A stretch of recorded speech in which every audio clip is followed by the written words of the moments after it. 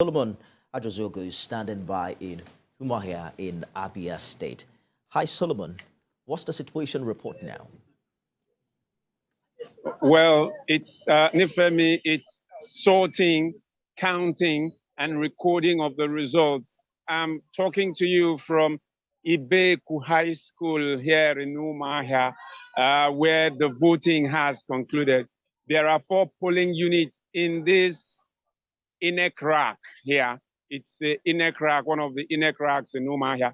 4 polling units, polling unit 049, 018, 019, and 070. And so you can hear the shout in the background because the counting is going on. Now, one funny thing is happening here. In the 4 units here where the votes took place, instead of the counts to hold simultaneously so that the people here can leave, they decided that they would take the counts one after the other. So they finished counting in polling unit 049. Now they are at 018. Then after 018, they will move to 019 and then to 070. So they started right on time at 2:30, and then they are taking it like that. It's probably going to take a much longer time before they conclude that. But I must say that generally, having been to a lot of places in Umuahia, we went to Ohoho, where the APC candidate Ikechi Emenike voted. We went as far as Amaudara, also in Ndume Ibeku and Ibeama.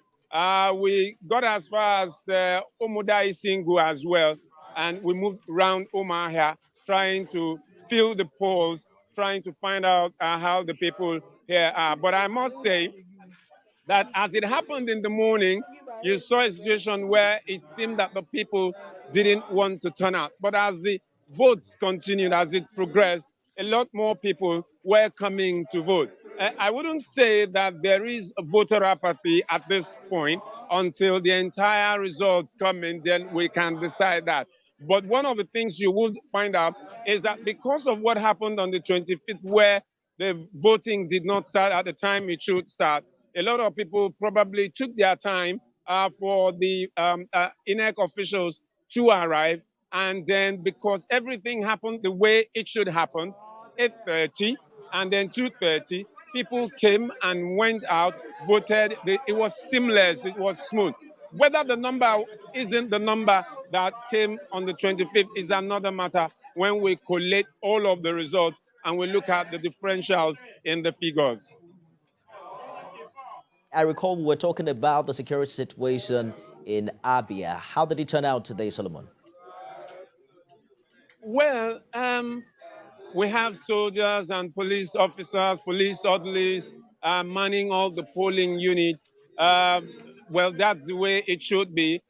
But then there were no untoward incidents except one where the voters here and some of the party agents inside the Ibeku High School actually took on a supposedly INEC official who came from another point, and they saw him with voting materials, and they had to quiz him, they had to ask him questions. They were short of lynching the man until some of us had to intervene, brought in the police officers, then the soldiers here came and they took the man away. The police officers came and took him to their station to try to explain himself. He said he's a supervisor and that he supervises 12 wards, as it were, and that they had issues and he was on the field trying to circulate materials where they were shot and that his vehicle got spoiled on the way. But the people here will have none of that.